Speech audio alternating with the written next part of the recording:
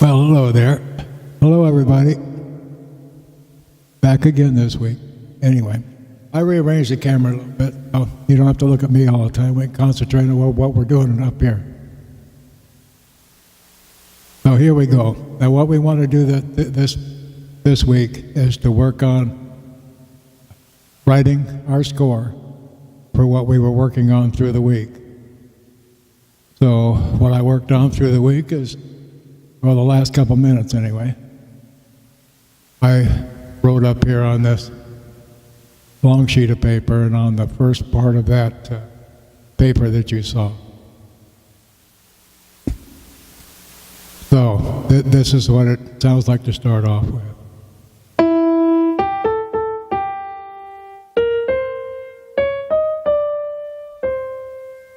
Okay, so we're in the C chord. We're in 4/4 time, which means that we have 4 beats to a measure, 4 beats to a bar, 4 beats to a measure, and a quarter note gets 1 beat. So each beat is 1 and. So we have 1 and, 2 and, 3 and. Oops. Okay, I put a rest in there. That's a quarter rest. So we've got 1 and 2. We have 1 and, 2 and, 3 and, 4 and. Then over here we have 1 and, 2 and, 3 and, 4 and. Okay, and that is 2 bars. And again, this is what we've got. And up here, this is what we've got. Again.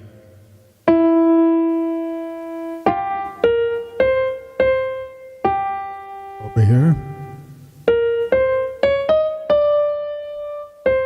Okay, let's go to the next 2 bar.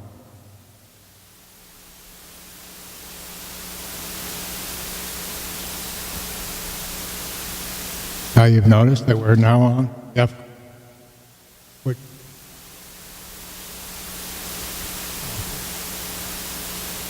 There we go. Okay.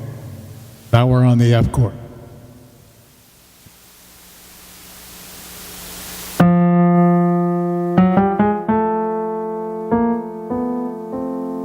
That's our F. And this is the note that I've got here. At 1 and, 2 and. This is the half note.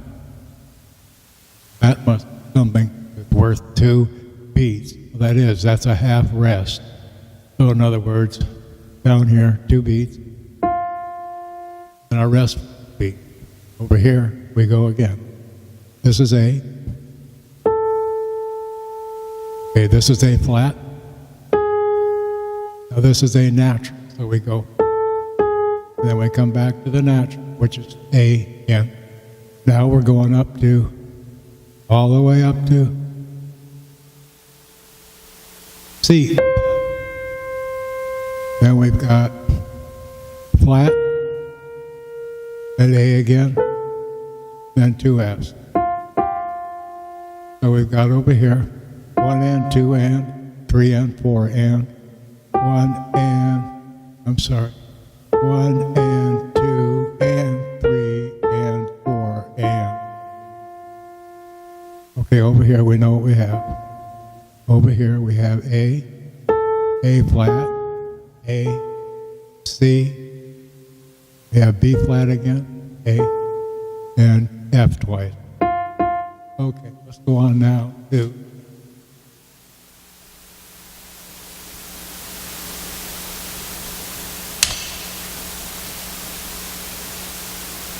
G. Now,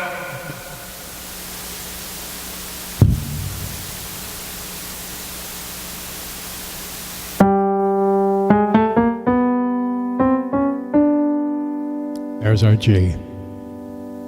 Remember last week when we were doing our exercise? Going up. Okay. As you can see that here I have a D. Okay, this is G. Then we go up. That's B, and that's D. So it's interfering with what we want to play. I'm going to take this and I'm going to throw it down here. So we have the G chord down there.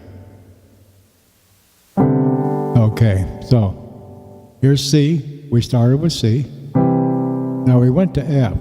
So if I take the F chord and I do the same thing, throw the C down here.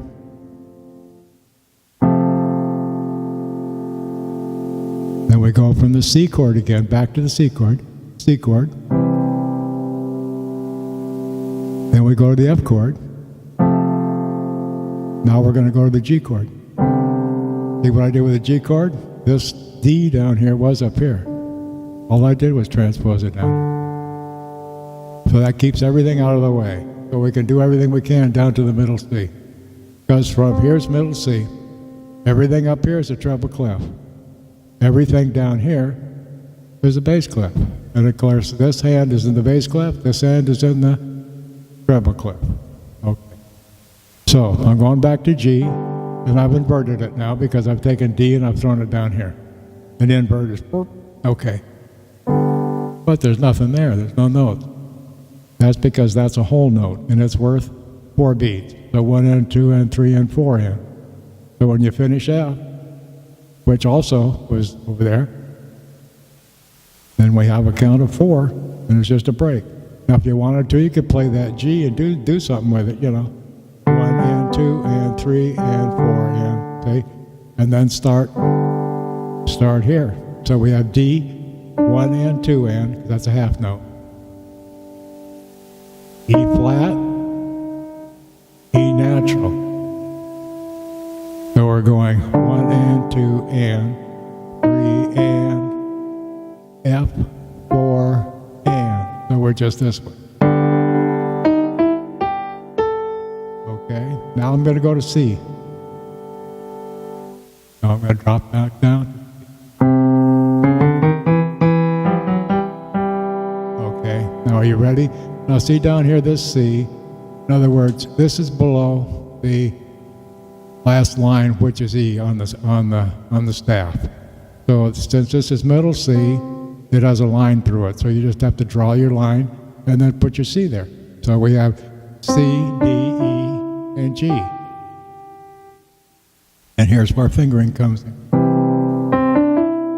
Okay, now we have to go out and up the scale. So I'm going to throw my thumb under, hit the G, and I have A, B, C, C, and then A again. And that's how that works. So we have C down here, and up and over. Now, the count looks goofy, doesn't it? Because we would have 1 and 2 and 3 and 4 and then a half note, which would be 5 and 6 and. Well, you see the double lines here? Okay, and you see just one line here? This is an eighth note. You have 2 eighth notes tied together. So each one is an eighth note.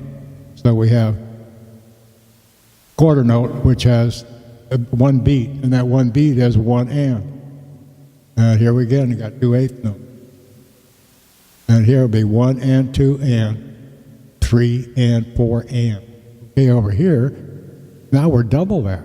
So that means that the C and the D have to be given the same time as 1 eighth note. So this would be 1. The 2 notes together would be 1. 1, 2, 3, 4, and of course 1 and 2 and, which gives a total of 4. So it's 1 and 2 and 3 and 4 and. And again, I'm going to start from here. This is 1 and 2 and 3 and 4 and 1 and 2 and 3 and 4 and. I'm sorry. 1 and 2. I've run out of breath here. 1 and 2 and 3 and 4. In other words, 1 and 2 and 3 and 4 and. And that's it. That's all we wrote.